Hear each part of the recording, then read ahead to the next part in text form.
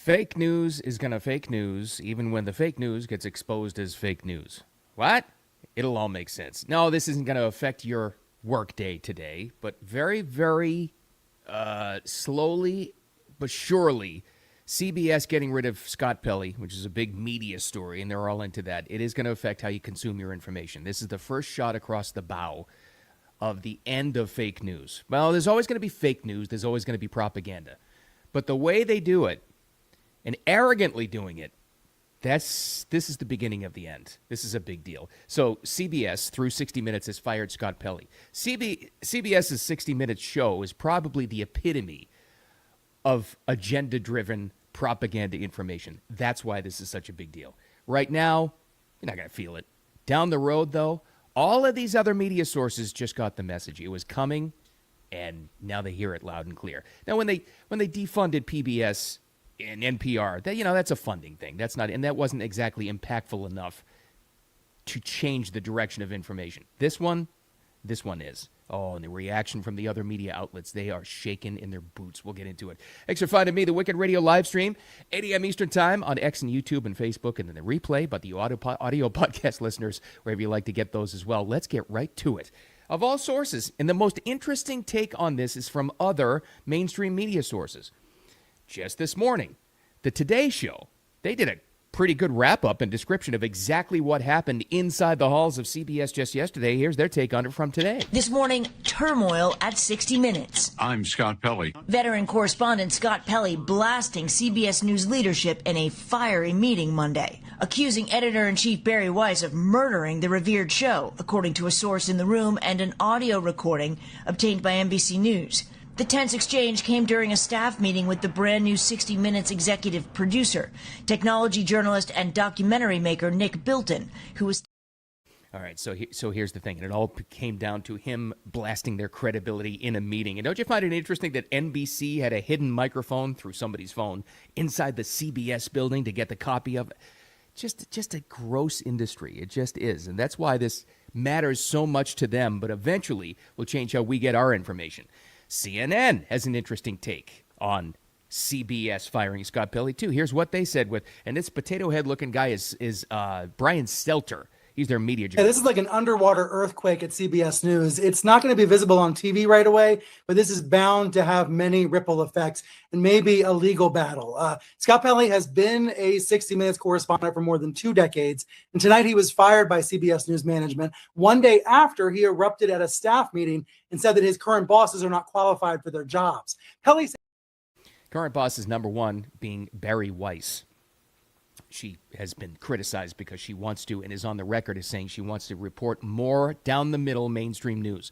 Will she be able to do that? I don't know, but at least stated her intention to be able to do that. Okay, so that's the first thing. And then brought in a tech editor here, and they're criticizing him. You've got no broadcast journalism experience. Well, that's probably why she brought him in. They're looking for a different perspective on this because they read the room and they understand that this is a different world for them, right?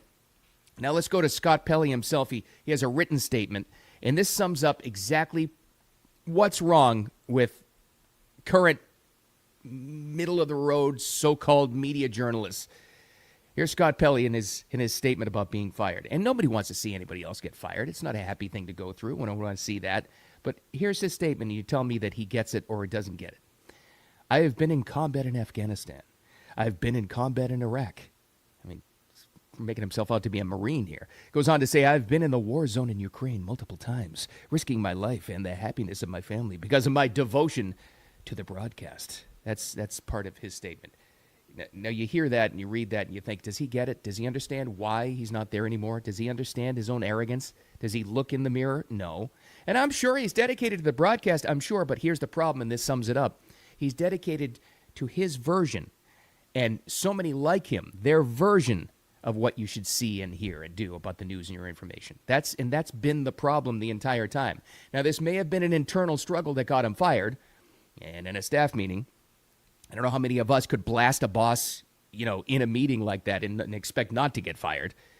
But that's the problem, is the arrogance. And they thought they knew better than you for so long. And this is why I say this is the first domino to fall for fake News. Won't feel it right away, but this is the first one, and they're all aware of it. What What kind of journalism and journalistic ethics are we talking about here? This is 60 Minutes. We're the gold standard. You know, this is Mike Wallace back in the day, right, when they did real journalism. Are you telling me that this is the standard? This was the standard for journalism? This is from a couple of years ago. Scott Pelley doing his, I'll call it an interview with finger quotes here, his interview of then President Joe Biden. They did and continue to do everything they possibly can to cover up for Biden. As we all know, anybody, any of us with working eyeballs and a brain and a couple of brain cells running around in there could tell that Joe Biden was completely and totally gone. We had a dementia patient as a president. Sometimes I look back at that and I'm like, how did we survive that? But they covered for him. The reason why he was elected was they covered for him. The reason why he still ran through his entire term was they covered for him. What do you mean, Bill? They can't do that. That's 60 Minutes. They wouldn't do that. Oh, no? Listen to this interpretation of Joe Biden and listen to even the introduction of the interview here. Scott Pelley, a couple of years ago. Late Thursday, we met President Biden at the White House. It had been a rough week, and we could see it on him. Mr. Biden will be 81 next month, and he has said that when he's tired, his lifelong stutter can creep back in. But he wedged us into his schedule.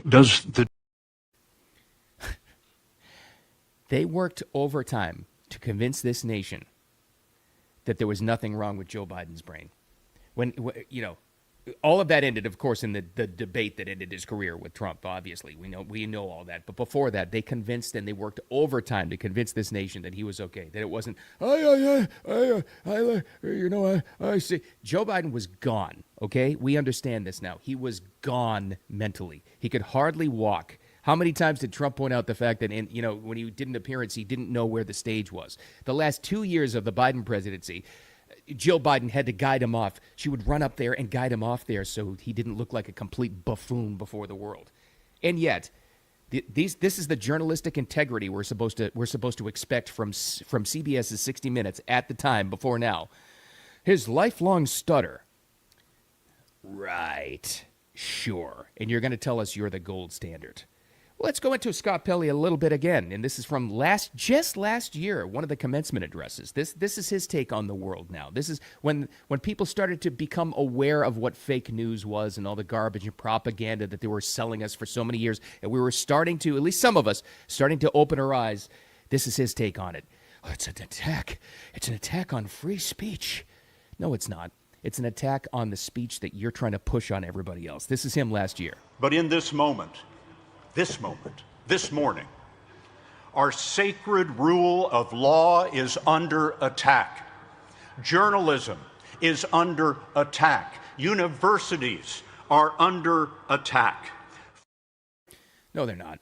And no, they weren't. Their version of what this is, their version of the truth, their power was under attack. That's all. Their arrogance was under attack, that they run the world. And to be fair, why would Scott Pelley know any difference? Know anything any different? For decades, that's how it had been. Nobody dared question the media. Well, it's 60 Minutes. It must be the truth, right? Until recently, when we started to look at things because of social media and all the other options you have now to try to get the truth, we started to say, maybe 60 Minutes is full of crap. Maybe it is true. I remember my dad watching it. I remember me watching it. Remember the 60 Minutes tick? The tick, tick, tick, tick, tick. Boy, I always hated that sound because it meant Sunday night. It meant I didn't do some homework, and I knew it was the start of the Sunday Scaries.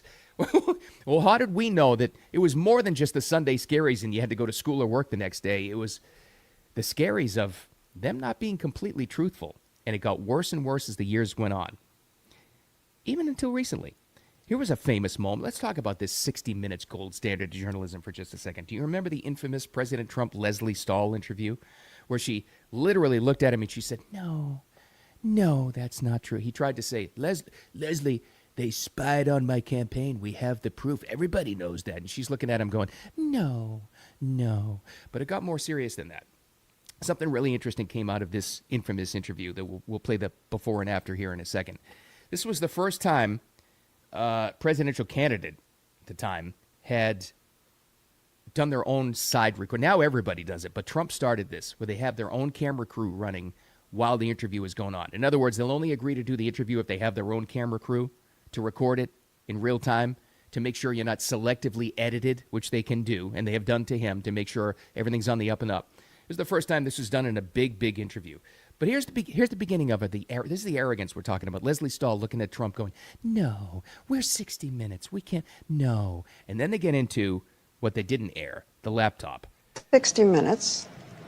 And we can't put on things we can't verify. You won't put it on because it's bad for Biden. We can't put on things we can't verify. Leslie. You know what you told me? Huh. Okay. So we can't put on things we can't verify.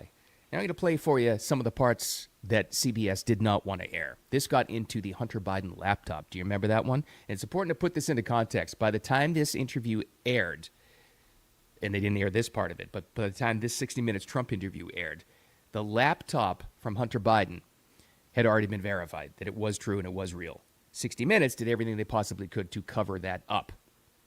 It's the laptop, you might remember, that was found in that repair shop, and it did sound like a kooky story at first, but it was verified to be real. Why is Hunter Biden's laptop important? Why did the fake news media douse that story and make it try their best to make it go away during the election? Because it would have destroyed Joe Biden. That's why. But listen to how they tried to cover for this thing. And again, here's the Trump side camera to make sure what actually happened. Here's what you didn't hear in the broadcast interview, but now something that everybody knows. The source is Steve Bannon and Rudy Giuliani. I don't know anything about that. I just know it's a laptop, and they haven't. And you're making this one of the hottest, most important issues in your rallies. It's a very important issue to find out whether or not a man's corrupt who's running for president, who's accepted money from China and from Ukraine and from Russia. All these I think things that's have an been important issue. investigated and It's incredible the way you can try and say this. But remember, it had been verified by the time he sat down and talked to Leslie Stahl, the Hunter Biden laptop. Why was that important? Trump hinted at it right there. Because besides all the Hunter Biden creepy photos that were later found on that laptop, it also had all the email exchanges, all the receipts, everything you needed to know about his business dealings with Ukraine. Yes, that Ukraine. The Burisma deal. And also the China deal. How does Hunter Biden get those deals? How does he become rich off that? Because his daddy, at the time, was Vice President Joe Biden. And all the receipts from that happened. That's why 60 Minutes doused it. Remember, by the time that interview, that sit-down happened with Leslie Stahl and President Trump on 60 Minutes, it had already been verified, and they doused the story. And yet we're supposed to believe that this is some shot against the truth. This is a terrible thing that happened where Scott Pelley, fired from the pinnacle of real news, gets fired from 60 Minutes. No. This is the beginning of the end of the corruption of fake news. That's what this means. But why does it all happen, though? Why does it all happen? And again, you're not going to affect your daily work life today, or maybe even tomorrow. But eventually, this is going to do two things. It's going to completely wipe out programs like 60 Minutes, and people will look at that and say, no, that's terrible. It's been there my whole life. Yeah, that's part of the problem. Or it's going to force these media outlets to actually do real work and do real journalism, which is all we needed. If we had a real news media, the fourth estate as they like to call them, we wouldn't have half these problems because we would get to the truth and we could decide for ourselves. You know who pointed this out? A guy who's key to this story. Is he 23? 23-year-old, I think. Nick Shirley. I've talked about him a lot because of incredible work he did. Now look at all of these news networks who are covering the fraud in Minnesota. Now look at the new Department of Fraud headed up by J.D. Vance, the vice president, to look into fraud in L.A. and Minneapolis and Chicago and all these other cities. You know how this all came to be? A 23-year-old kid doing real journalism going to Minneapolis. Remember he found the Quality Leering Center? The misspelled Leering Center run by where there was no learning going on. He exposed all of the Somali fraud, all of this stuff, and he forced one kid with one helper and a camera exposed all of this. This is the future of news media, not 60 Minutes. This kid doing real work forced all of this. This is the future of how we get our information. He was on Gutfeld last night, and he reacted to Scott Pelley getting fired. What a perfect guest to talk to. And it's like every day is a new shot to the ego. Exactly. It really is actually. I think that's actually why, because they're starting to see like their viewership, like they're losing all their viewership, and now they're actually having to do stuff. Mm-hmm.